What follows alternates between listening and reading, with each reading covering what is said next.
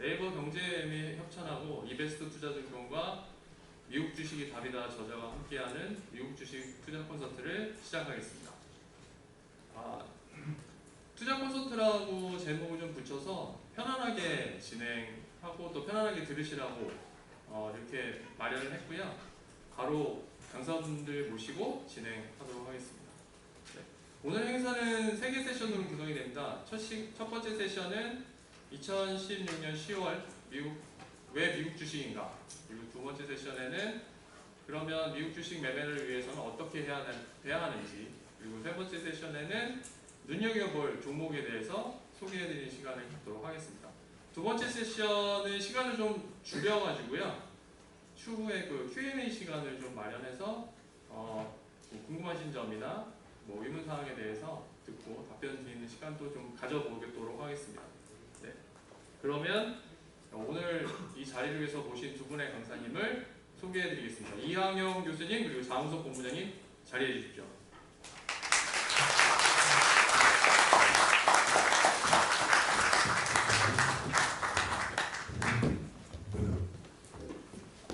네, 반갑습니다. 저는 여러 군데서 일을 하고 있는데요. 한 군데는 이제 머니스테이 방송의 전문위원으로 7년째 일을 하고 있고요. 또 하나는 열린사이버대학이라고 있습니다. 그래서 창업경영 컨설팅학과의 팀 교수로 있는 이항영입니다. 반갑습니다. 네, 안녕하세요. 저는 혹시 잘 모르시겠지만 US탁이라는 사이트가 있습니다.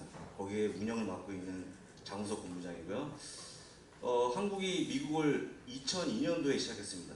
처음부터 근무했던 사람이고, 물론 지금 현업에 있는 건 아닙니다만 아까 말씀드린 대로 US탁에서 좀 더 저를 많이 보겠죠. 그래서 다시 한번 일상드리겠지만 저는 장우석 본부장입니다.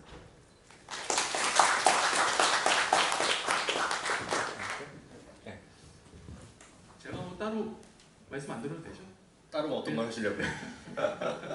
이거 지금 거기 자리 쓸 줄 아는? 쓸 줄 아는 걸?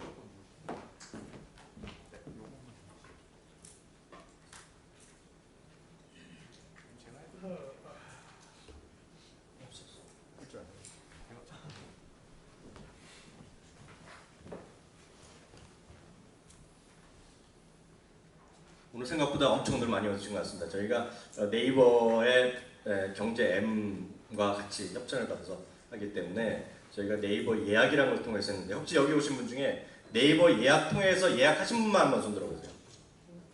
오, 여기 계시면 네이버의 높은 분 보시면 흐뭇하다랄 정도로요. 네이버의 압도적인 힘을 느끼셨고요. 혹시 다른 페이스북이나 이런 걸 통해서 블로그 통해서 알고 오신 분 한번 손 들어보세요. 한 열대 분, 한 15%, 15% 정도. 네.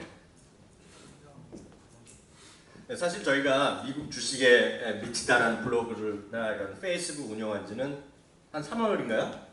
예, 올 3월입니다. 3월. 근데 왜 했는지 그 얘기 한번 잠깐 해주세요. 페이스북이요? 네, 페이스북이요. 하시다가 별로 하시지도 않았잖아요, 페이스북이라는 거를. 아니, 저는 그런 쪽으로 굉장히 문외한이고요. 사실은 제가 이제 14년 동안 미국 주식 하면서 가장 실수한 거, 잘 못한 거, 아직까지도 미국 주식을 할 수 있을 거라고 생각하시는 분들이 의외로 많지 않습니다. 국내에. 진짜요. 만약에 지방으로 내려가면 더 하죠. 근데 그런 것들을 가장 많이 알릴 수 있는 그 창구를 제가 보기에는 페이스북이다라고 생각했고요. 그 다음에 같은 기간 동안 저희가 또 책을 썼기 때문에 그런 것들을 표현하는 어떤 하나의 도구로 해서 일단 마이크가 오늘 그 마이크가 우리 장우석 본부장이랑 매치가 안 되는 거죠. 그러니까 지금 궁합이 안 맞으니까 그 활동을 제가 좀 우선 미리 먼저 좀 말씀드리면, 사실 3월 달에 뭔가 좀 해보겠다는 생각을 했었습니다. 그래서 제가 책을 준비하고 있었는데 책을 뭘 알리기 위해서 만들었어요.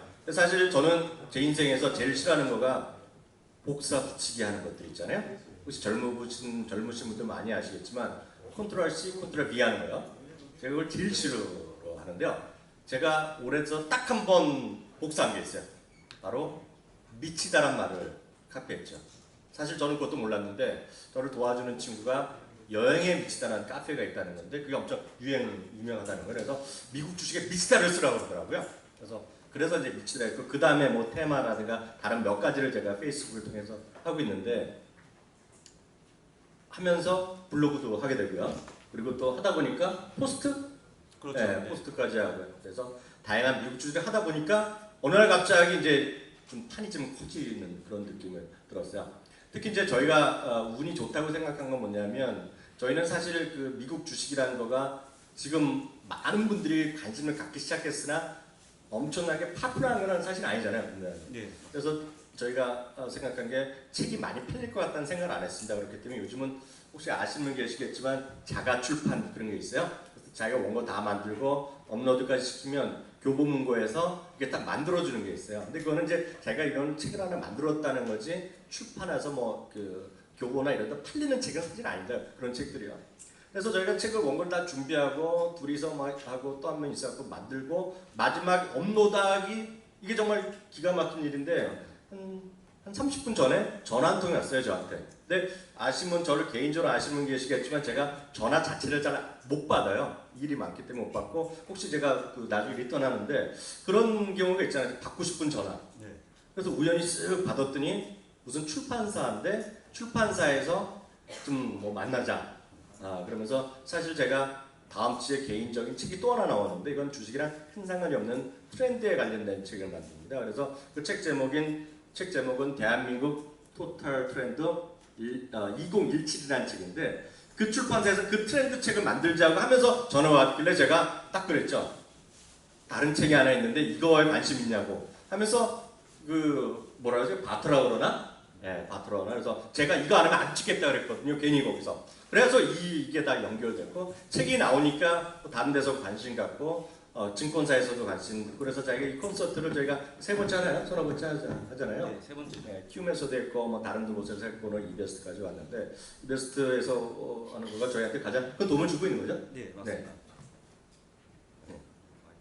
마이크 아직도 안 돼요? 아직 마이크가 되네요. 말씀 좀 하세요 이제. 네.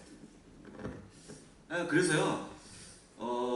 제가 이제 국내에서 미국을 2002년도에 시작을 해서 업력도 상당히 되고 하고 있는데 그걸 이제 표현할 수 있는 방법 아까 말씀드린 거 많았는데 표현할 수 있는 방법을 페이스북, 뭐 블로그, 포스트를 이용해서 이제 말씀을 드리고 있고 또 별도의 사이트를 만들어서 지금 말씀드리고 있다 보니까 이제는 조금 사람들이 이제 여러분들이 이해를 하시고 따라하시는 분도 계시고요. 어젯밤에도 그랬지만 좀 용기를 내시는 거죠.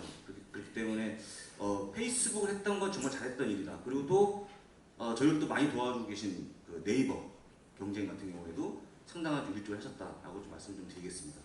네, 그래서 바로 이제 본론으로 네. 먼저 들어가겠는데 아마 가장 큰 관심 저희가 미국 주식을 저희가 잠시 전에 인터뷰도 했지만 도대체 왜 미국 주식을 해야 되는지 굉장히 좋은 이거 굉장히요.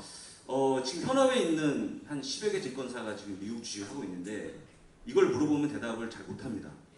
왜냐하면 지금 미국 주식 1세대에는 저밖에 없고요. 나머지 2, 3세대는 아예 없습니다. 지금 없고요. 지금 기존에 있는 해외 쪽에 몸담고 계신 분들은 내부적으로 이렇게 인원을 골라서 들어온 거기 때문에 과거치를 잘 모르거든요. 근데 이 부분들은 아마 저희한테 제일 자세히 듣지 않을까 싶어서 말씀드리는데 첫 번째 왜 미국 주식 해야 됩니까 도대체?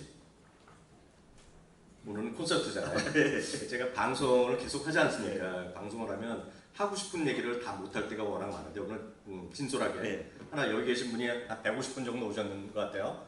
200석인데 거의 많이 꽉 차 있거든요. 근데 약속을 하나 해주셔야 돼요. 제가 오늘 하는 말을 어디 녹음이나 해갖고 어디 가서 신고하고 저 사람 왜 도대체 한쪽으로 이렇게 까냐 얘기하면 제가 이제 밥벌이가 없어지는 경우가 생기거든요. 근데 사실 이 모든 거가 여러분이 보시는 바로 이 표에 전 있다고 보고 있어요. 주식을 왜 하세요 도대체? 왜요? 돈 벌려고 하죠. 돈 벌려고 하잖아요. 그 이상 뭐 이해가 있나요? 어떤 분은 그럴 수 있죠. 돈이 워낙 많아요. 진짜 많아요. 엄청나게 많아요. 나는 세금을 너무나 많이 내고 싶어.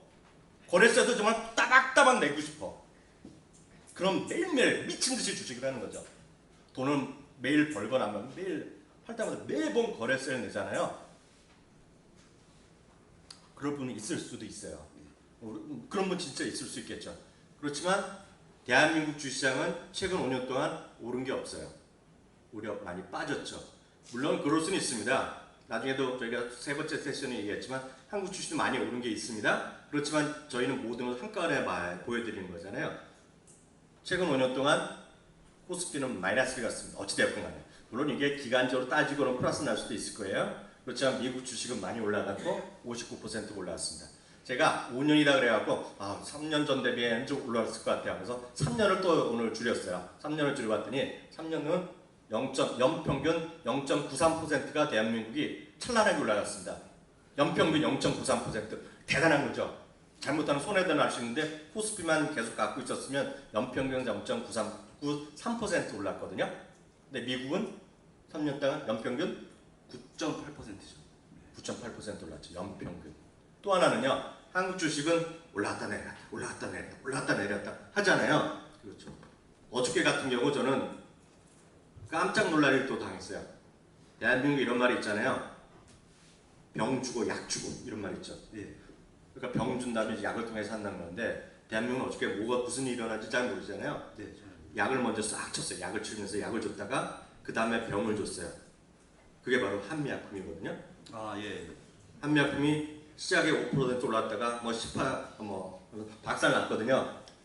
물론 그게 아주 제가 특이한 예를 들어드리고 미국도 그런 게 아예 없을 수는 없으나 어저께 충격적인 일은 사실상 많은 사람들이 어저께 놀랐던 일은 그게 한미약품이었기 때문에 놀란 거거든요.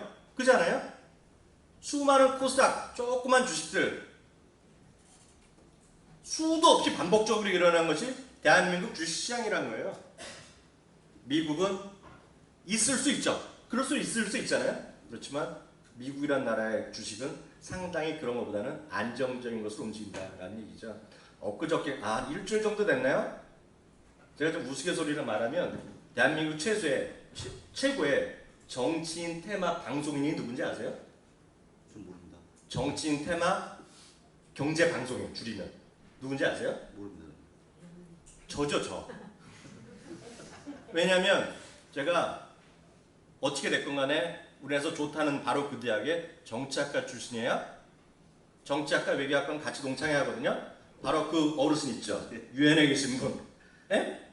그리고 있죠. 그리고 또 요즘 야권에서 매번 몰려가서 나오시라 우리 쪽으로 오시라 얘기하는 예전 고문 있어요. 손문인가 고문 있어요.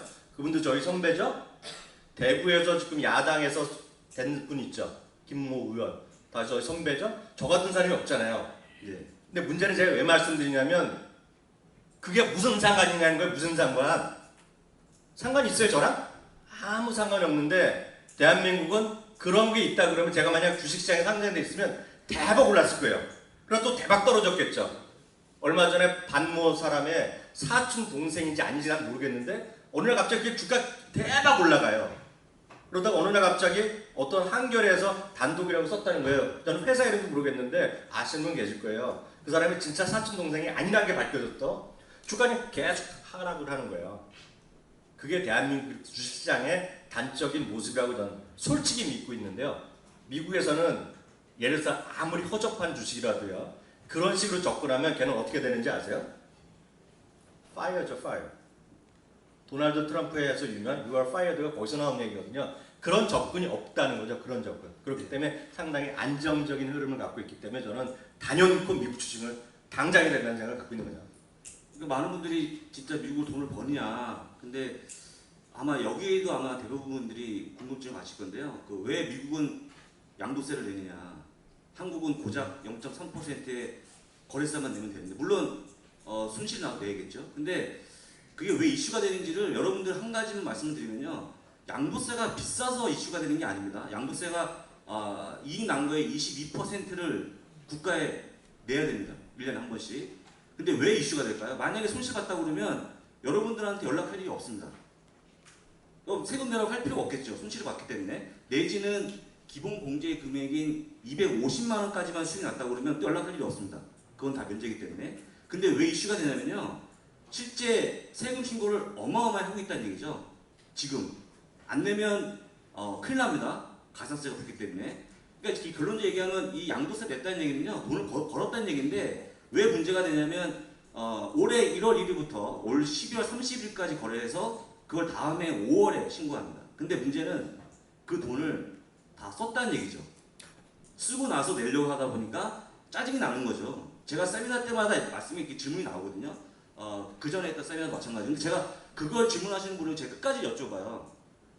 혹시 뭐 머릿속으로 내가 1억을 얼마나 벌었더니 2,200만 원을 내야 된다 이 계산을 하시는 거냐고까지 물어보면 본인이 번 거예요. 본인이 벌었는데 돈을 다 썼고요. 올 5월 달에 돈을 내려고 하다 보니까 정말 짜증 나는 거죠. 갑자기 돈을 내야 되기 때문에. 그리고 그 이슈가 된 게 사실 2010년도입니다. 2010년도에 2007년, 8년도에 리만 사태가 터지면서 주식을 굉장히 싸게 샀어요. 한국 분들이.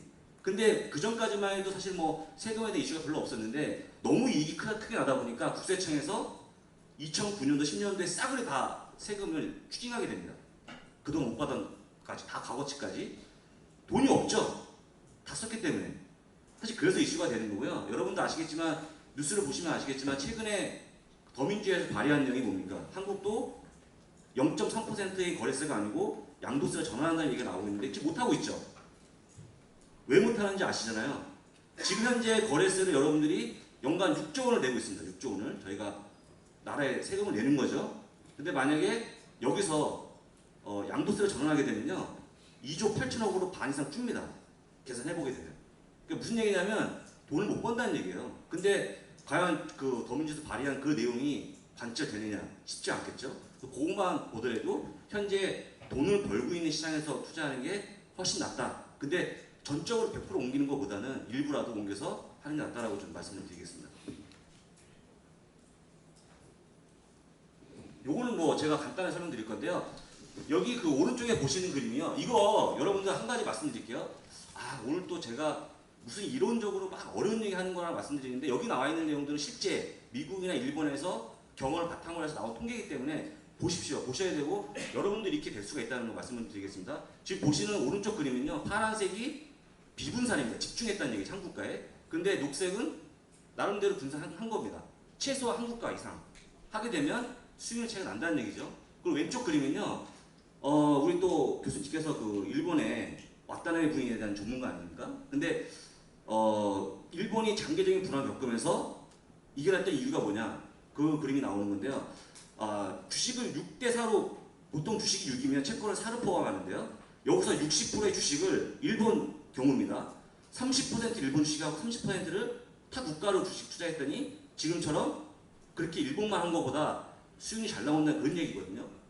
이게 이론이 아니고요. 여러분들이 사실은 10년 전에 2002년도에도 빨리 했어야 되는데 지금 못하고 있지만 어쨌거나 그런 그림을 좀 보여주고 있는 그림입니다. 하나만 또 참고적으로 좀 말씀드리면 대한민국 경제가 엄청나게 희망이 많고 우리 좀 솔직히 얘기해보자.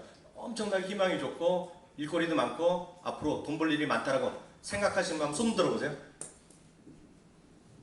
이분들이 비애국자만 보셨나?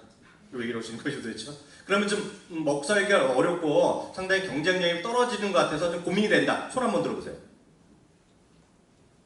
이런 고민들을 하는 사람이 있고요. 하는 사람이 있고 하고 나서 어떤 액션을 하는 사람이 있고 어떤 분들은 고민만 하는데 여전히 아까 생각했던 약간 머리 아픈 날에 올인하는 사람들이 있는 거죠. 그 고민을 일본 사람들은 했다는 겁니다. 일본 사람 언제부터 했냐면 1990년대 초반부터 지나면서 했어요.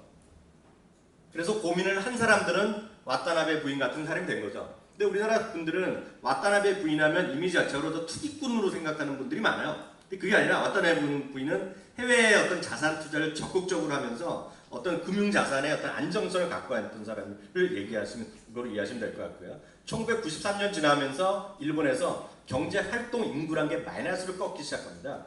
경제활동 인구란 건 뭐 네이버 이런 게 쳐보시면 아시겠지만 보통 15세에서 60세 그 언저리 사람들을 얘기하거든요. 실제로 일을 할 수 있는 사람이 인구인데요. 그 인구가 1993년 4년부터 꺾기 시작합니다. 일본이요.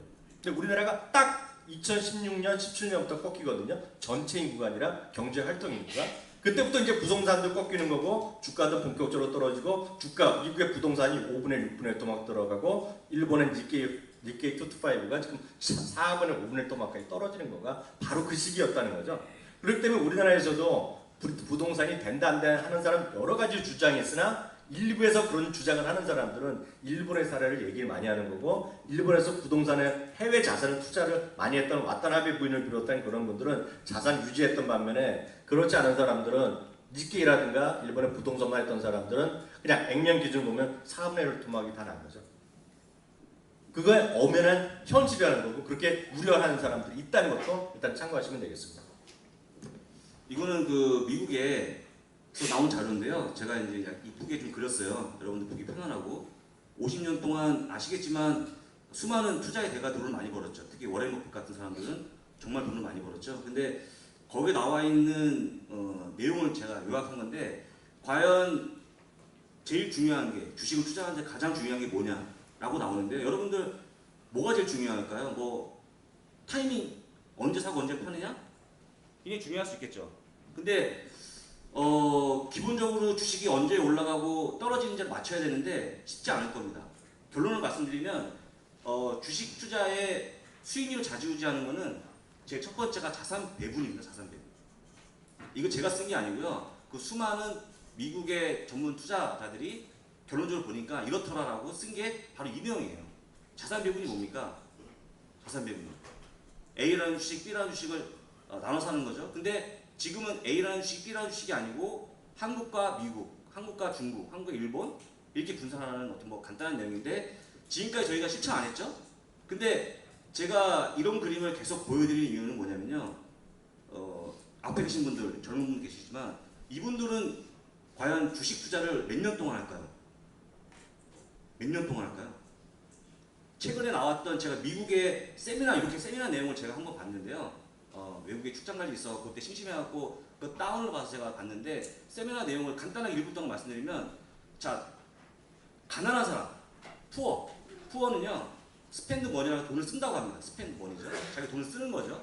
그럼 미들 클래스라고 할 수 있는 중산층은 뭐냐면요, 세이브 머니입니다. 돈을 저축하죠. 근데 거기서 정의하고 있는 부자는 누구냐면요, 인베스트 머니입니다. 은행에 가서 저축을 한다고 그래도 지금 안 나오잖아요. 수익률이 안 나오죠. 수익률이 안 나오는 상황에서 과연 내가 추구하는 수익률을 올리기 위해서 뭐가 해야 되냐? 당연히 투자가 되겠죠. 근데 그 투자의 첫 번째는 자산 배분이다. 그리고 그게 글로벌 분산이다라고 말씀을 좀 간단하게 드리겠습니다. 네, 그러면서 다음 페이지 한번 같이 예. 같은데요. 지금 늘 말씀드리지만 가장 중요한 것은 주가를 판단하는 정말 수많은 요인들이 있잖아요. 근데 이건 이제 먼저 좀 나왔는데요. 그럼 도대체 미국의 주식을 왜 사야 되느냐, 이런 고민들 하시던데요. 이게 바로 골드만삭스에서 그동안에 1996년부터 2010년에서 2020년까지 장기 전망까지 나온 건데요. 아래에서 보면 똑바로 좀 올라갔다 내려왔던 그 그래프 있잖아요. 그거는 S&P 500의 흐름이 되겠고요. 위에 좀 실성 같은 거가 실제로 주당 순이익입니다. 근데 사실 보면, 길게 보면 우리나라도 마찬가지가 되겠는데요. 크게 보면 이익과 주가는 똑같이 갑니다. 이익과 주가 똑같이 가요. 그래서 많은 분들이 이러죠. 주가가 많이 미국에 올랐는데 이제 꺾이는 거 아니냐. 그렇죠. 이렇게 많이 올랐는데 왜 주식을 어떻게 사느냐. 뭐 다른 개별 기업도 마찬가지 되겠는데요. 이게 보면 결국 똑같이 가는 겁니다. 그러면 지금 2010년, 7년, 8년, 9년 어떠냐 그러면 그 다음에 추정치가 되겠는데, 실선으로 딱딱딱 떠 있는 거가 2014년 116달러에서 2015년 120달러, 2016년 131, 141, 150으로 계속 이익이 올라가는 거예요. 그러니까 이익이 올라가면 지수 자체는 뭐에서 올라갈 수밖에 없는 것이고요. 상대적으로 이익이 줄어들면 주가는 떨어질 수밖에 없는 건데, 지금 골드만삭스의 예상은 이익이 올라갈 거라고 보는 거죠. 근데 많은 분들이 또 이런 얘기를, 우리가 세미나를 다니고 하면 매번 듣는 얘기 있잖아요. 그거 어떻게 믿냐? 그거 아닙니까? 애널리스트 의견을 어떻게 믿어? 이거잖아요. 어저께 한미약품도, 저도 방송에서 상당히 비판적으로 얘기했지만은 어저께 아침에도 122만 원 목표 주가 올린 놈이 있고 122만 원 아니지만 목표 주가 올린 친구가 6명, 7명 있다는 거거든요. 물론 그들도 당했다고 좀 보고 있는데요. 당했다고 보고 있는데, 대한민국의 주식시의 애널리스트의 상당히 문제는 절대적으로 매수기만 나오잖아요. 삼성전자도 한 명 빼놓고는 다 매수견입니다. 현대자동차 한 명 빼놓고 다 매수견이시거든요. 심지어는 매수 의견이 중립 이하가 없는 경우가 태반이에요, 태반. 대한민국에서 매도 의견이라는 거 이익을 아래로 내려가는 건 상당히 어렵잖아요. 근데 미국은 충분히 가능하잖아요. 가능하죠. 일단 기본적으로 미국의 특징을 마셔야 되는데 미국은 제가 여러 차례 말씀드렸습니다만 수급이 없습니다. 수급이. 개인, 기관, 외국인의 수급 동향이 안 나옵니다. 잠깐만, 여기서 수급이 없다는 거를 약간 이해를 못 하시는 분 계시는데요. 딱 이겁니다. 여러분들 HTS 보시면 키움증권, 이베스트, 대웅 이렇게 쭉쭉 나오잖아요. 그리고 또 보면 지금 기관이 사고 있다, 외국인이 팔고 있다. 물론 외국인 같은 경우나 기관이 정확한 건 이제 장 끝나고 나오지만 중간중간에 전체적인 업종이나 그로 딱딱 나오잖아요. 그거 바로 수급이 없다는 그 말씀이죠. 네. 수급이 없다. 수급이 아예 없고요. 그 다음에 아까 말씀드린 거, 그 HTS 보시게 되면 어느 증권사가 현재 주식을 뭐 키움이 항상 위에 있지만 산다 판다가 나오잖아요. 그잖아요. 그런데 그게 내용이 없습니다. 그 내용이 없고요. HTS 열어보면 딱 두 가지밖에 없어요. 차트, 그 다음에 주문 넣는 시스템, 창. 두 개 외에는 아무것도 없습니다. 내가 뉴스를 보겠다? 아니면 좀 더 별도의 어떤 데이터를 받아보겠다? 돈을 내셔야 되죠. 물론 이 기본적인 것도 여러분 돈을 내셔야겠지만, 자 그러면 내가 눈 감고 투자하는 얘기냐 이렇게 말씀하셨거든요. 도대체 뭐 볼 게 있냐? 그게 바로 이 얘기밖에 안 나와요. 실적이. 사실 그렇잖아요. 실적만 보고 매매해야 되는 거죠. 당연하죠. 페이스북이 왜 주가가 올라갑니까? 왜 올라가죠? MAU라고 해서요. 월간 활성 사용자가 지금 얼마입니까? 17억 명이죠. 17억 명. 그게 줄면 떨어지는 거고요. 걔네가 사실 많은 사람이 들어와서 광고를 봐야 되는 거 아닙니까? 그게 본연의 그 기업이 돈을 벌어야 되는 근거잖아요. 그걸 보고 판단하는 거죠. 아마존이 왜 돈을 법니까? 아마존의 회원이, 프라임 유료 회원이 6,300만 명인데 돈을 버는 거예요. 아마존이 뭐 드론을 날려서 돈을 버는 게 아니고요. 여러분들이 정말 중요한 거를 감춰져 있어요. 한국은. 여러분들 시선을 자꾸 딴 데로 빼앗습니다. 여러분들 제가 항상 제 교수님한테 물어보는 게 뭐냐면요. 한국 사람 되게 편하겠다고 생각이 들어요. 왜냐면 외국인이 사는 종목만 사면 외국인이 돈을 다 벌어가잖아요. 여러분들 네이버에 외국인 뭐 이렇게 기관 수익률 따져 쳐보세요. 나옵니다. 한국은 그 개인은 항상 돈을 잃고요. 외국인은 항상 돈을 벌어갑니다. 뽑아가죠. ATM처럼. 그래서 제가 그러면 외국인대로 오늘 외국인이 삼성전자 샀다? 사면 되잖아요. 그렇지 않습니까? 그리고 만약에 코스코 샀다? 사면 되잖아요. 왜 어려워합니까? 투자를. 근데 그게 과연 여러분들 수익에 도움이 되느냐? 안 되죠. 왜냐면 걔 주식 샀다는 얘기가 반드시 그게 좋아서 물론 그럴 수 있겠지만 전략적으로 선물을 매도하고 뭐 그런 전략이 숨어있기 때문에 여러분들 그걸 믿으면 안 되는데 그걸 보여주죠. 보여주는데 하루에 전문가 나와서 얘기하죠. 기관 수급이 뭐 올라오면서 매수하면서 종목이 올랐다. 여러분들 그거 들어서 여러분 도움이 됩니까? 하나도 도움 안 되죠. 볼 필요 없다는 거예요. 그렇게 돈을 벌 게 없다 그러면 저한테 월급을 가져다주는 머니투데이 방송이나 아니면 뭐 저희보다 훨씬 시청률 10배 있는 한국경제TV는 뭐 먹고 산다고 너무 그렇게 비판하시면 안 되는데 역설적으로 이런 건 제가 나름 객관적으로 말씀드릴 수 있을 것 같아요. HTS가 대한민국같이 화려한 곳이 없습니다. 그것도 그렇죠. 그 수많은 개발 비용을 우리 계시는 분들한테 부과를 안 하잖아요. 물론 그게 수수료에다 녹아다 있겠으나 월 얼마 사용료 10,000원, 20,000원 내라는 얘기 안 하잖아요. 근데 정말 제가 제일 짜증나는 건 이런 거죠. 저는 김영란법에 대해서 500% 찬성하는 사람이거든요. 500%. 예를 들어서 이거죠. 삼성전자 갤럭시 노트 뭐 7이 나왔어요. 네? 뭐 갤럭시 S 뭐가 나왔어. 그러면 좋으면 삼성전자 뉴스 치면은요. HTS에서 하나면 두 하면 세 명까지 HTS의 삼성 갤럭시 노트 7 화려하다 좋다는 얘기가 쫙 도배가 됩니다. 반기문 관련주도 마찬가지예요. 뭐 어떻게 쫙딱 복사 붙이기 하는 기자들이 엄청나기 때문에 다 똑같은 얘기가 다 나오는 거예요. 제가 아무리 네이버를 좋아하지만 네이버 뉴스도 치도 똑같은 뉴스가 쫙 나오는 거예요. 그게 HTS에 깔렸기 때문에 정작 중요한 게 여러분들 눈에 안 들어오게 돼 있어요. 근데 미국의 HTS는 그런 거 별로 있지도 않지만 그 회사에 들어가서 그 특정 어떤 증권사에 들어가서 보잖아요. 보더라도 나오는 건 달랑 하나밖에 없어요. 거의 하나. 그 회사의 실적에 관한 얘기밖에 안 나와요. 실적. 저희 방송도 있고 다른 방송도 있지만 많은 전문가들 이런 식으로 얘기하잖아요. 이게 뭐 25일 전에 내려가고 이게 뭐 저항이 갖고 어쩌고 지금 수급이 외국인이 많이 들어오기 때문에 지금 매수에 적기고 이게 손절비가 둥둥둥 얘기 많이 하잖아요. 미국엔 그런 게 없다는 거예요. 없다는 거. 그런 거에 갖고 얘기 접근하면 어떻게 된다고 그랬어요? You are fired. 그런 건 없는 거예요. 없는 거. 근데 문제는 거기에 수많은 몇십만 원, 몇백만 원씩 내고 심지어는 이 뭐 같은 요즘 난리 나는 있잖아요. 청담동. 그렇죠. 그런데 돈을 확 갖다 주는 거죠.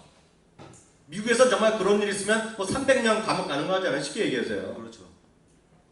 미국은 우리 시청자 여기 계시면 어떻게 생각하실지 모르겠으나 미국은 SEC 규정, SEC가 우리나라 증권감독원이나 마찬가지인데요. 그 규정이 엄청나게 정말 엄격하게 돼 있어요. 웬만하면 그냥 이런 거죠. 미국에서는 집행유예 중간에 나오는 것 없이 그냥 뭐 200년 뭐 이렇게 때리는 거거든요. 뭐 대통령이 나오면 뭐 정도 되겠죠. 그게 없는 거예요. 그래서 엄청 큰 집에 정말 오래들 보낼 수밖에 없고 또 하나가 미국의 특징은 자본주의 업력이 오래됐잖아요. 그렇죠. 오래돼 있기 때문에 상당히 어떤 주주에 대한 어떤 디비던드, 주주에 대한 보상이 탁월하죠. 저는 이 부분이 상당히 우리나라 시장도 한 20년 있으면 좋아질 것 같아요. 까놓고 20년 있으면 우리나라도 주주에 대한 친화 정책이 많이 있을 거라고 보고 있거든요. 대표적인 것이 뭐 적절한 예가 되진 않을 거라고 보고 있는데요. 특정 종목을 접근할 때도 아마 이 생각을 꼭 하셔야 될 것 같은데요. 이런 거죠. 미국의 세계 최대의 재벌, 뭐 약간 개념이 다르지만 큰 복합적 기업은 G2잖아요. 그렇죠. 제너럴 일렉트릭 이런 거가 정말 큰 기업이잖아요. 그 록펠러 이런 거 엄청 큰 기업이잖아요. 그잖아요. 포드도 마찬가지, IBM도 마찬가지, 애플도 마찬가지. 거기서 누가 아들이건 딸이건 사업을 물려줍니까? 물론 조그만 창업한 거 있죠. 스타트업 하는 거. 가내 기업 같은 건 넘겨주죠. 그리고 예를 들어 이런 거 있어요. 포드도 처음에 1세대에서 2세대 넘어갈 때는 아직 크지 않았기 때문에 자식들한테 줄 수 있고 자식들도 아버지한테 사업을 물려받고 클 마음이 있어요. 그렇잖아요. 그렇지만 예를 들어서 싸이 같은 친구, 제가 여러 번 인용하는 건데 싸이 같은 친구는 3세란 말이죠. 싸이는 자기 스스로 딴딴하겠다는 거잖아요. 자기 아버지 회사를 왜 합니까? 근데 그 아버지 회사가 올라가잖아요. 싸이가 뭐 나오면 그게 대한민국이잖아요. 미국에서는요 3세, 4세 넘어가서 그렇게 하는 생각 자체가 별로 없는 거죠. 그러니까 페이스북에 저커버그가 자기 아들한테 1% 빼놓고 다 사용하는 거잖아요. 스티브 잡스 애들도 누군지도 모를 정도잖아요. 거기서 앞으로 사업하겠다, 회사 나오겠다는 애는 어디 있어요? 아마존도 다 마찬가지잖아요. 무슨 얘기냐면 경영자가 최고의 능력 있는 경영자를 맡고 그 사람들한테는 지주회사 같은 게 워낙 정착이 되어 있기 때문에 그들한테는 디비던드 주는 거죠. 주주로서, 대주주로서 배당을 갖고 잘 살라는 거 아니에요. 세금 내고 살아나는 거잖아요. 쉽게 얘기해서. 대한민국은 이 얘기를 하면 저희 방송에서 너무 그런 소리 하지 말라고 저한테 가끔 그렇게 높은 사람이 얘기를 하는데 딱 이거죠. 이재용 부회장이 잘한 건 딱 하나 있어요. 뭔지 아세요? 태어난 거죠. 잘 태어났을 뿐이죠. 잘 태어났을 뿐이잖아요. 아니 솔직히 그거 아닙니까? 잘 태어났기 때문에 이렇게 능력자로 취급받는 거죠. 엊그저께요. 어제 아침인가로 제가 보는데 저 뉴스 보다가 김영란법이 아직도 이게 없나 그런 생각을 들었어요. 손정희 회장이 대한민국 한국 사람의 피를 갖고 간 최고의 부자잖아요. 그래서 손정희 부장에서 이재용 부회장을 만난 거예요. 대한민국 뉴스에 모 신문에 이런 게 1, 2면에 딱 나옵니다. 딱 나오는데 이재용 부회장이 손순지 직접인지 하여튼 그런 표현을 쓰면서 직접 1층까지 내려와서 배웅을 했다. 이게 일면에 나왔어요. 일면. 그 정도 되니까 주식시장도 모든 것도 삼성 오리엔트 되어 있고 어떤 관련된 거에 쓸데없는 뉴스가 다 장악하고 있다는 거죠. HTS에서 제가 본 기사에 그 기사가 직접 내려와서 배웅하셨다가 그 기중한 HTS에 왜 나오냐고요. 그게 다 우리 고객분들, 우리 시청자분들, 우리 여기 투자자들의 눈을 백가닥하게 하는 거죠. 똑같이 무슨 테마주를 엮이고 이런 것도 다 똑같은 거예요. 삼성도 주가 올라가고 내려가는 건 딱 하나밖에 없어요. 결국은 뭐예요? 실적이잖아요.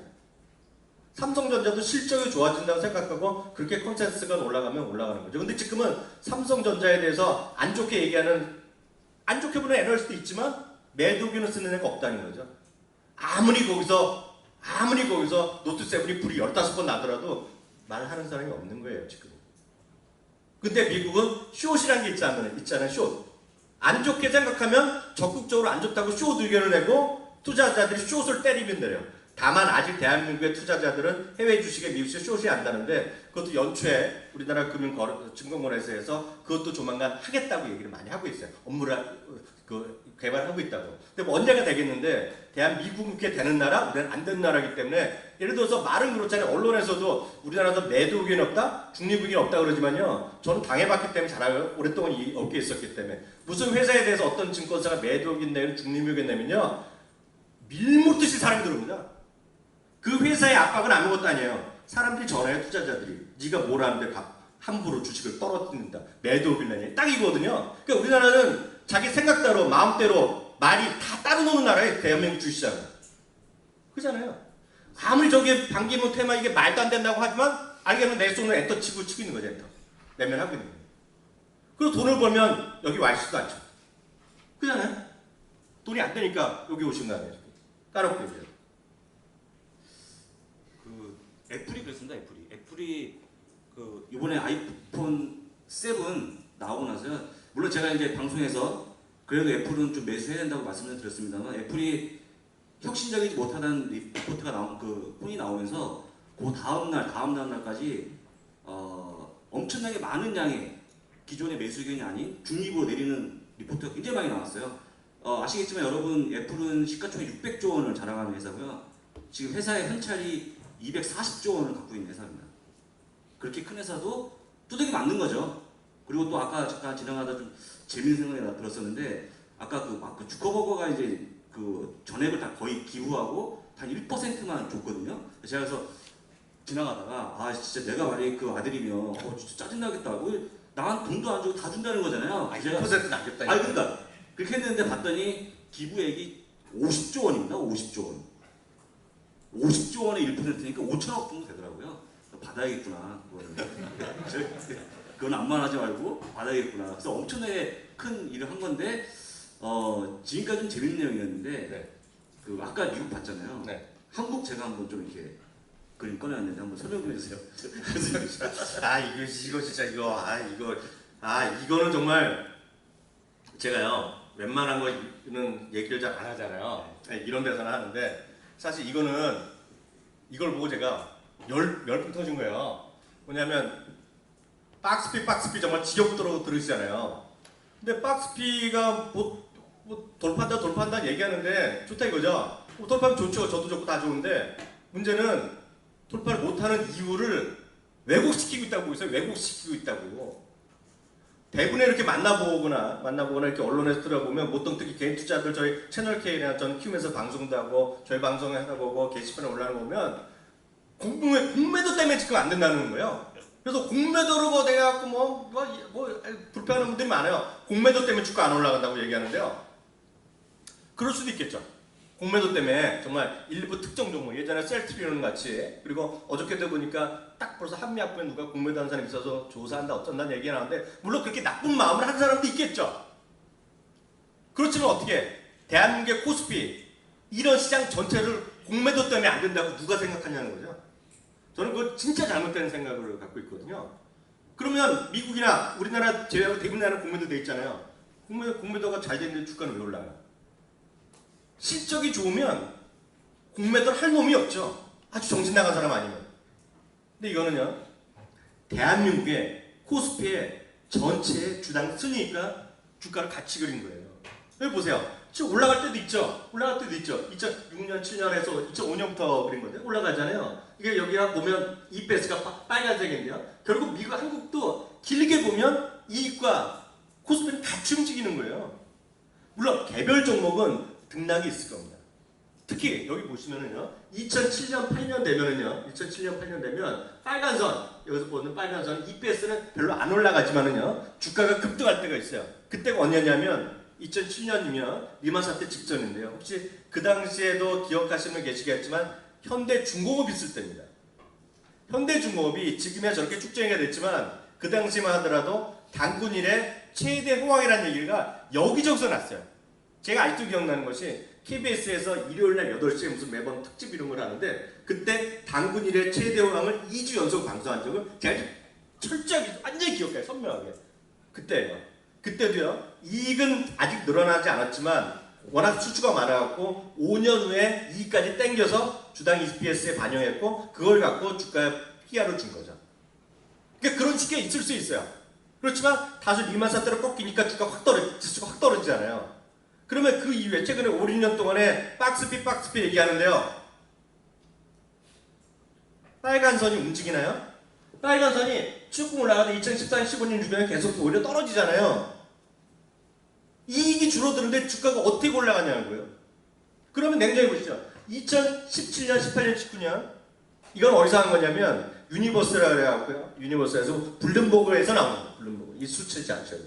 그리고 이 그래프는 우리나라 대형 증권사에서 저한테 그려준 거예요. 그리고 저한테도 신신당부해서 외부에 보내지 말라고. 자기는 알고 있는 거예요. 보시면 2016년, 17년, 18년에 그나마요. 주당 이익이 조금 늘어나는 거로 나옵니다. 근데 이것도 바로 이번에 그렇게 늘어날지 안 늘어날지 모릅니다. 왜냐하면 한국 주식 잠깐만 얘기해드리면 3분기에 이익 컨센서스가 계속 증가했다가요. 이번에 딱 삼성 때문에 꺾였어요.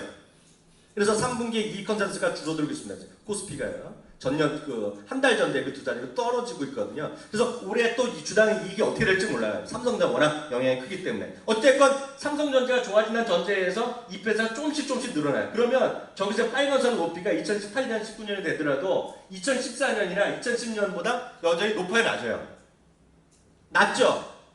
낮죠? 물론 우리나라 그만큼은 더 갈 수도 있어요. 왜냐하면 외국인이 미친듯이 주식을 삽니다. 한국이 좋아질 것 같아갖고 야 한국 보니까 경제 상황도 좋고 야 여기 정말 희망 있는 나라야. 막 들어와요. 유동성이 되면 더 PR을 지금 예를 들어서 11배, 12배에서 20배 주면 그만이에요. 그렇잖아요. 여기 계신 분들 아까 한국이 좋다, 한국 정말 경제 좋아질 것 같다는 분이 반 이상 손 들면 저 주당 수익 높이보다 훨씬 더 갈 수 있어요. 그러니까 2,500, 3,000 갈 수 있는 거죠. 그렇지만 냉정히 그렇지 않으면 저 정도에서 조금 올라가는 정도? 그러면 제가 봤을 때 흔히 얘기해서 뭐 2,250 개인적으로 쉽지 않다고 보고 있어요. 지금 개인적으로는 쉽지 않다고 보고 있고 아쉽게도 어렵다라는 생각 갖고 있죠. 네, 다음 거. 그래. 그러면 이거 보면 더 답답한 거가 되겠는데요. 더 답답한 거가 되겠는데 상관없어요. 왜냐하면 아무리 그렇다 하더라도 지수는 그렇다 하더라도요. 좀 우리가 배당을 많이 주거나 외형이 늘어나면 더 좋을 수 있거든요. 근데 보면 대한민국의 앞서 나온 거로 약간 더 부연한 그래프가 되겠는데요. 우리나라는요. 아쉽게도 정부에서나 언론에서는 좋아진다 엄청 떠들고 있으나 실제로 매출 증가율이 낮아지고 있어요. 지금 이익 증가율도 낮아지고 있다는 거죠. 예를 들어서요. 회사의 주가가 올라가기 위해서는 아주 간단한 것들이 있어요. 회사의 주가가 올라가기 위해서, 특정 기업이 올라가기 위해서. 이건 한국도 마찬가지, 미국도 마찬가지, 인도도 마찬가지일 거라고 보고 있어요. 저는 인도는 안 가봤는데요. 마찬가지라고 보고 있어요. 뭐냐면 그 산업 있죠, 산업. 그 기업이 속한 산업의 파이가 커지면 올라가게 돼 있어요. 산업의 파이. 그러니까 산업의 전체적 매출이 훅 올라가면 같이 올라갈 수 있겠죠. 또 하나는 그 안에서 정말 많이 올라가기 위해서는 그 산업에서 점유율이 커지면 돼요. 점유율이 올라가면 주가가 올라가죠. 그건 아주 그냥 경영의 기본이고 주가의 기본이 되겠는데요. 여기 아직 계시는지 모르겠는데 네이버가 그런 회사죠. 대한민국에서는 지금. 저는 카카오랑 네이버를 얘기를 많이 안 하는데요. 카카오가 주가가 엄청 떨어지고 있고 네이버 올라가고 있잖아요. 단기적으로 모르겠으나 장기적으로 보면 너무나 뻔하다는 생각 갖고 있어요. 지금은요. 뭐 나중에 어떻게 카카오 변질할지 모르겠지만 카카오는요. 여기 계신 분이 다 카카오톡을 다 쓴단 말이죠. 안 쓰는 분 없잖아요. 근데 카카오에서 이모티콘 쓰신 분은 별로 없을 거란 말이죠. 젊은 여성분들, 젊은 분들 쓸 수 있지만 카카오톡 하는데 돈을 지불하는 분은 별로 없을 거예요. 부모님 돈 지불하셨어요? 아니죠. 전 네버죠, 네버. 한 번도 써본 적이 없어요. 카카오 택시 많이 쓰시잖아요. 저도 이제 택시를 좀 많이 타니까 쓰거든요. 카카오 택시 쓸 때 돈 쓴 적 있어요? 없죠. 택시 요금만 냈지 별도로 낸 적이 없잖아요. 카카오는 뭘 잘하냐면 무료 서비스에 강화했어요. 무료 서비스. 무료 서비스. 거기서 조금만 돈 내라 그러면 잘 안 돼요. 조금만 돈 내라면 잘 안 되는 게 카카오입니다. 근데 네이버는요, 뭐든지 거기서 시작해서 다 해요. 여기 계신 분들도 다 네이버에 오신 분이 아까 80% 되셨잖아요. 네이버에서 검색하고 또 어디로 가냐면 비행기표도 사죠. 극장도 가죠. 여행사도 예약을 하죠. 심지어는 막 맛집 하다가 맛집 예약도 요즘 네이버 예약 거기서 들어가잖아요. 그러면 거기서 하는 그 거래하는 증권사가 있으면 증권사 뭔가에서 네이버가 뭔가 받을 거 아닙니까 지금요. 뭔가를 우리는 돈을 안 내지만 뭔가 받을 거 아니에요 지금요. 그 네이버는 돈을 벌 수밖에 없는 거죠. 우리가 직접 돈을 안 내더라도 거기서 여행사에서 받던 극장에서 받던 네이버 페이를 통해서 뭘 받던 카카오는 그게 안 되는 거죠. 그러니까 주가는 올라가는 거죠. 매출도 늘어나고 이익도 늘어나고 뭐 그런 개념이라고 보시면 될 것 같아요. 이거는 이제 부문학 계시죠. 주당 순위 PR인데 이거는 여러분들 PER이 낮으면 좋은 건가요? 그렇다고 들었습니까? 저포라는 게 좋다는 거죠. 저포면 이제 그럼 성장한다는 얘기인가요?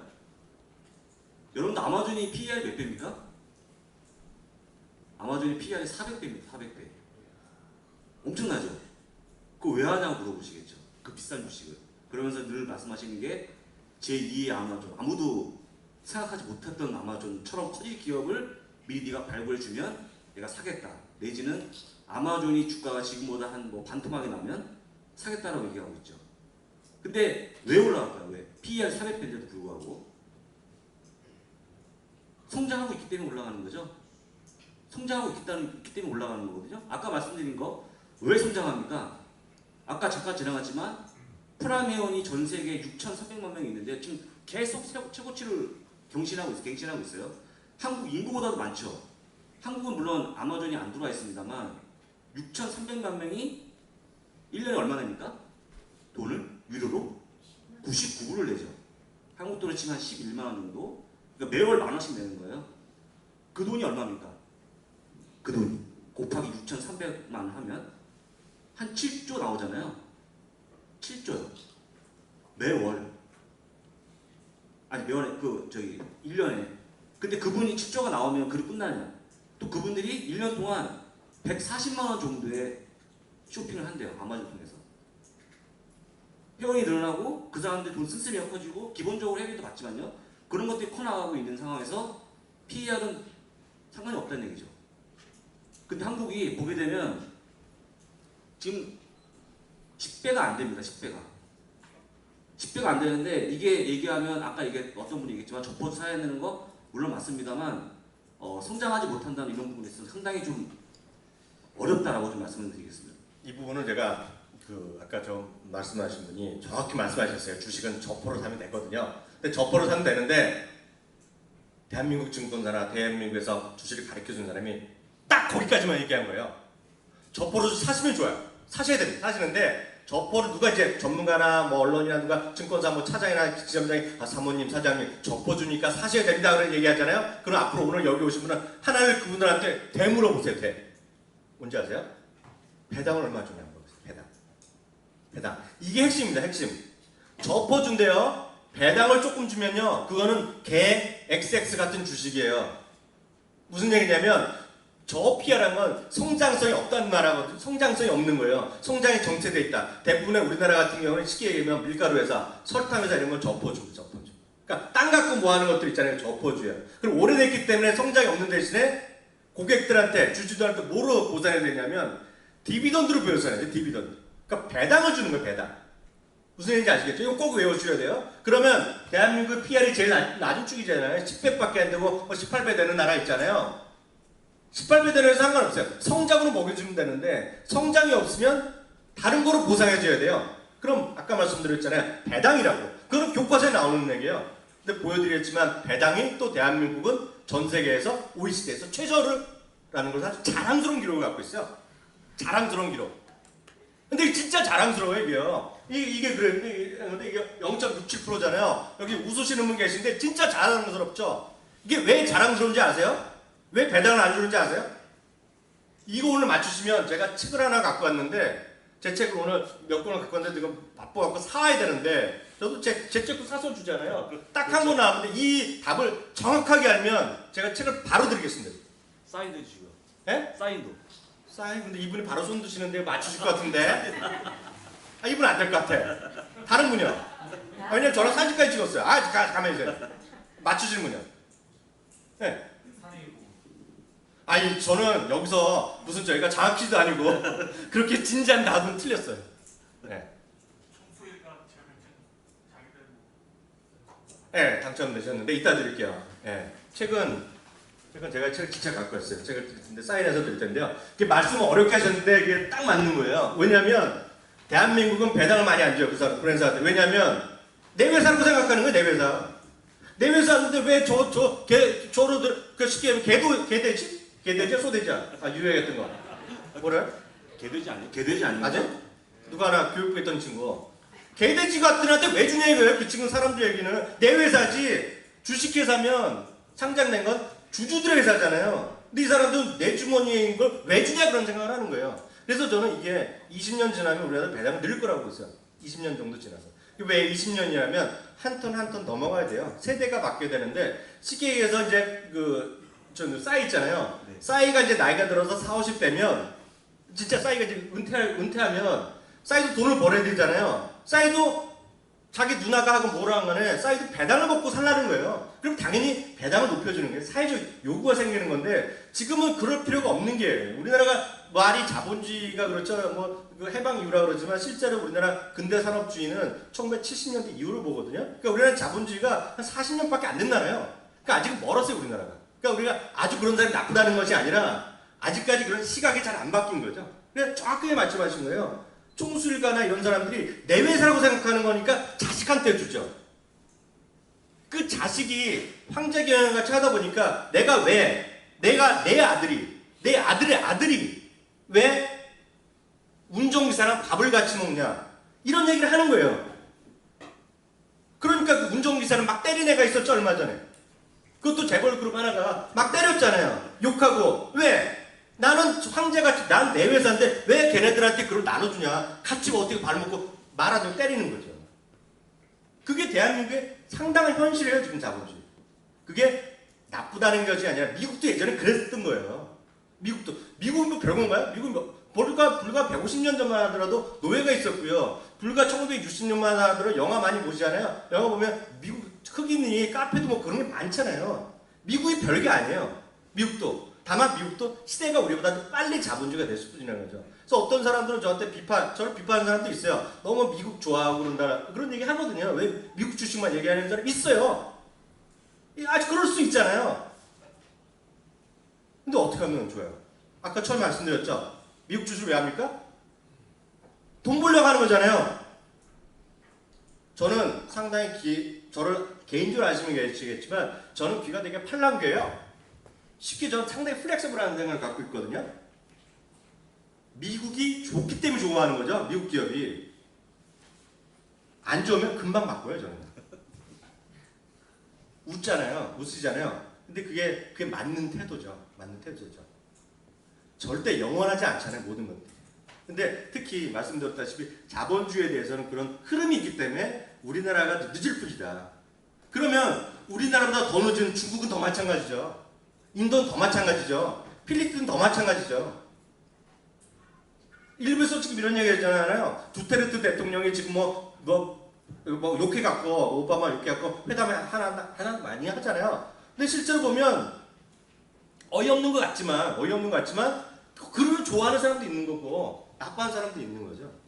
근데 하여튼 중요한 거는 자본주의 어떤 업력, 자본주의 그런 것들 좀 이해를 하시면서 하셔야 될 것 같아요. 오늘 PR이 얘기 나왔던데 아까 드렸다시피 PR이 낮은 거는 보상을 해줘야 돼요. 보상. 근데 우리나라는 보상이 없는 거죠. 다만 우리나라도 이제 저는 현 정부 들어서 상당히 비판적인 생각을 많이 갖고 있으나 그래도 그 좋은 것 중에 한두 개가 있는데 그 중에 하나가 배당 성향을 높이는 거예요. 그래서 한국전력 같은 경우가 공기업 같은 경우 우리나라 배당 성향을 2020년까지 30%, 40%까지 올리라고 얘기하고 있거든요.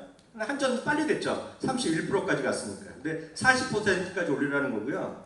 특히 우리나라도 이제 외국인이 오면 더 오면 올수록 행동하는 투자가들이 가장 먼저 얘기하는 것이 배당이죠, 배당. 그래서 제가 봤을 때 삼성전자나 현대차 같은 경우가 앞으로 배당을 2배, 3배 올릴 거라고 좀 보고 있고요. 제가 요즘 개인적으로 보면 NC소프트 이런데 관심 엄청 많거든요. 한국 주식 보면은요. NC소프트 같은 경우가 25% 정도 영업이익으로 나오는데 배당이 형편없어요, 이것들이요. 근데 제가 봤을 때 NC소프트 같은 경우가 야구단 하면서 열심히 또 쓸데없는 짓을 많이 했는데 NC소프트 같은 경우도 제가 봤을 때 앞으로 한 5, 6년 안에 배당성은 거의 한 30배 올리지 않을까 하는 생각 갖고 있고 이건 앞으로 3부 시간에도 또 자세히 좀 말씀드리도록 하겠습니다. 미국 잠깐 말씀드릴게요. 미국은 제가 이제 S&P 500 그 통상 상식을 좀 말씀드리면 미국 시장 얘기하는데 미국 시장은 다우나 나스닥을 칭하는 게 아닙니다.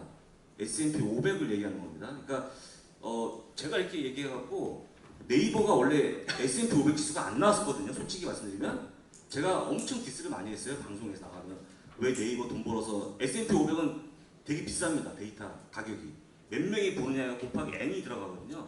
그 돈을 다 내야 돼요. 근데 다우나 나스닥은 거의 무료입니다. 붙여놨는데 제가 계속 얘기하다 보니까 최근에 S&P 500 지수가 붙었더라고요. 그래서 S&P 500 내에서만 거래하시면 큰 차이점이 그 문제점이 없는데 현재 S&P 500 내에서 배당하는 기업이 425개입니다. 미국 같은 경우에는 아래 보시는 게 배당, 녹색의 배당이고요. 파란색이 자사주 매입인데 그러면 돈을 많이 벌고 결국 아까 말씀한 보상을 해야 되는데 미국은 자사주 매입이나 배당 쪽으로 보상을 하고 있죠. 프록터 갬블이 99년 동안 배당했던데요. 여러분 아시잖아요. 제가 워낙 많이 말씀드려갖고요. 모르세요? 그 본부장님은 이렇게 유명한 분이 아니에요. 저는 그런가요? 네. 보시는 쪽에서 오른쪽에 있는 그림이 주가 차트와 배당을 주는 어떤 그런 모습인데 주가가 올라가면 원돈이 아까 말씀드린 대로 기업의 실적이 좋아지는 거죠. 그런 만큼 배당을 올려 지급하고 있는 건데 여러분들이 이제 워렌 버핏 강의 때 많이 들으실 거예요. 워렌 버핏이 한 3, 40년 동안 1000% 정도 수익이 올랐잖아요. 그때 당시 그 동기간 동안 S&P 500은 한 400% 올라왔는데요. 그분이 왜 훨씬 더 많이 올랐냐? 바로 배당입니다. 배당. 이 배당을 이해 못 하셔서 제가 1분 정도만 요약해 드리면 GM이 배당이 지금 5% 하고 있거든요. 연간 배당이. GM 자동차가 지금 많이 안 팔리기 때문에 사실상 배당으로 보상을 하고 있는 건데 5% 크지 않죠? 잠깐 들어갔다 나올 수 있잖아요. 5% 수익 나는 거. 잠깐 단말기 보고 있다가 딱 들어갔다가 딱 매도하고 나오면 5% 바로 생기잖아요. 별거 아니라고 생각하시겠지만 제가 팟빵에서 말씀드린 게 그거였잖아요. 여러분들 저하고 뭐 위원님하고 급여 차이가 100만 원이라고 생각한다면 400이나 500만 원이나 별로 차이 아니에요. 한 달에 생활하는데 100만 원은 뭐가 중요합니까? 근데 1년이면 1200만 원이잖아요. 1년이면 1200만 원이에요. 200만 원이라 치면 1년이면 2400만 원 차이가 나는 겁니다. 여러분들. 배당이요. 2, 3년 동안 별로 효과가 없어요. 내가 배당 받아서 뭐 큰 부자 안 되겠네 했는데 5년이 지나면요. 여러분들 계좌가 복리로 엄청나게 늘어나는 걸 여러분 느낄 수 있어요. 그런데 지금 모르죠. 지금 모르지만 내가 30년 동안 20년 동안 투자하겠다고 계획을 세우시고 적어도 5년 동안 내가 배당을 반드시 받겠다. 주는 기업에 투자하겠다 그러면 프록터 갬블이 배당 주면서 주가가 떨어졌나요? 한 번도 떨어진 적이 없습니다. 지금까지는. 그리고 배당을 줄였나요? 매년 늘리고 있죠. 물가 상승률만큼. 올려주고 있는 거예요. 그 주식 갖고 있던 사람들은 떼돈을 번 거죠. 그게 바로 워렌 버핏입니다. 그래서 이렇게 좀 미국은 실제 보상을 하고 있다는 말씀을 좀 드리면서 다음 화면 볼까요? 제가 이거는요 간단히 말씀드리는데 이거를 제가 이게 아니고 이번 주 월요일 날 제가 또 세미나 했었는데 제가 중점적으로 말씀드린 건데요. 지금 요약을 해드리면 밀레니얼 세대라고 할 수 있는 20, 30대 애들의 그 젊은 친구들의 저희가 그 상황을 봐야 돼요. 자동차주가 안 될 것 같다.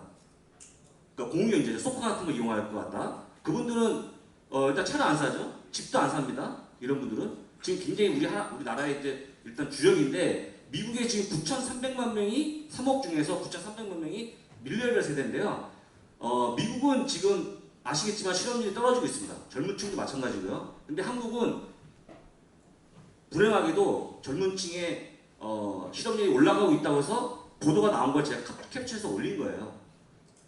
이게 무슨 얘기냐면요. 사실은 사람이 모든 걸 다 하는 거잖아요. 사람이 모든 걸 다 하는 건데 젊은 분들이 지금 해외로 나간다는 내용이 되게 많아요. 여러분들 보시면 아시겠지만 해외 취업 얘기하고 있죠. 그만큼 아까 말씀드린 것처럼 꼭 우리가 숫자로 봐야 될 게 아니고 젊은 분들의 어떤 그런 거 봐도 알 수 있겠다고 해서 말씀을 좀 드렸습니다. 시간이 좀 돼서요. 좀 빨리 진행할까요?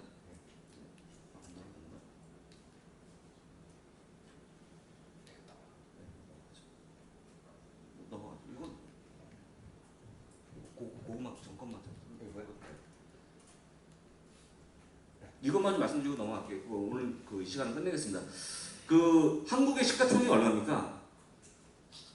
한국의 시총이요. 시총이 보통 GDP하고 거의 맞먹어요. 한 1,500조 원 정도 합니다. 미국은 얼마 하나요? 3조 원 정도 합니다. 한 20배 크죠. 근데 보여주는 건 뭐냐면요. 시장이 얼마나 커졌다는 거 보여드리는 건데 보시는 거에서 왼쪽보다 오른쪽이 훨씬 커져 있죠. 미국이. 지금 거의 전 세계 미국은 41%의 점유율을 갖고 있습니다. 그러니까 우리가 내놓으라 하는 IB들, 투자의 대가들 다 거기 모여 있다는 얘기예요. 제가 아까 MBC에서 취재할 때 간단히 언급할 때 과연 어느 나라가 좋냐라고 말씀드릴 때 인도네시아, 베트남 좋습니다. 다만 인도네시아, 베트남에 있는 주식을 직접 사지 마십시오라고 얘기했어요. 그럼 어떻게 사야 되냐? 그 중에 미국의 동시 상장된 기업을 사셔야 됩니다. 걸러진 거죠 일단. 한국의 국민은행이 동시 상장된. 이 한국에 있는 모든 기업이 미국에 내가 미국 가겠다? 안 되잖아요. 굉장히 까다롭습니다. 그런 기업으로 좀 하시라고 말씀드렸는데 어쨌거나 한국보다는 미국 쪽이 훨씬 더 유동성이 풍부하다고 말씀을 드리면서 오늘 어떻게 뭐 1교시는 여기서 1교시 여기서 하겠고요. 2교시에는 두 번째 세션에서 여기 이베스 측에서요. 좀 거래와 관련된 거 얘기하겠고요.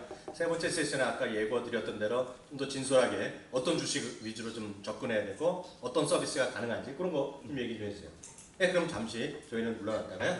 세 번째 세션에 다시 돌아오겠습니다. 수고하셨습니다. 감사합니다. 네, 첫 번째 세션